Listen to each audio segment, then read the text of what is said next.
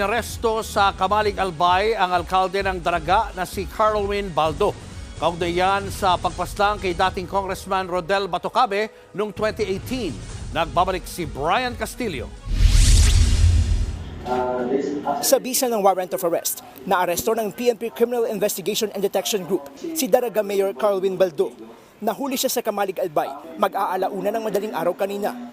Kasama niya ang kanyang abogado nang maaresto. Si Baldo ang tinuturong mastermind sa pagpatay kay dating Ako Bicol Party List Representative Rodel Batocabe noong 2018. August 21, nang ilabas ng Regional Trial Court ng National Capital Region Branch 3 ang panibagong arrest warrant. Sinubukan daw itong isilbi noong August 22 sa bahay ni Mayor Batocabe sa Daraga pero wala siya roon.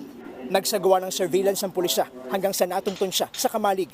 Kaya posible raw na sinadyang magtago ni Mayor Baldo. Sa tingin ko nga dahil kung hindi, wala siya doon sa known addresses niya sa Daraga Albay and he was found in Kamalig. Bukod kay Baldo, may 5 pang kapwa-akusado. December 22, 2018, nang barilin ng Noy Kongresistang si Rodel Batocabe at kanyang police escort na si Master Sergeant Orlando Diaz habang nasa gift-giving event. Dati nang naaresto si Baldo noong 2019 para sa kasong murder pero nakalaya rin matapos magpiyansa. Nanalo pa siya bilang alkalde ng Daraga noong 2022.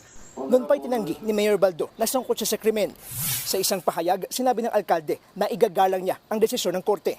Naniniwala raw siya na malalampasan niya ang pagsubok na ito. Ikinatuwa naman ng pamilya Batocabe ang pagkakaaresto ni Mayor Baldo.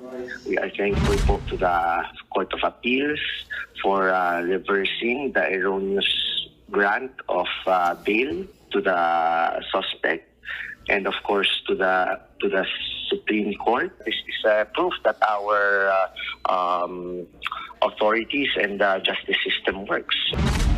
Nagbabalita mula sa Frontline, Brian Castillo, News 5. Mga kapatid, Julius Babaw po. Iba na ang may alam at may pakialam sa panahon ngayon. Para sa Frontline ng mga balita, mag-follow at mag-subscribe sa social media pages ng News 5.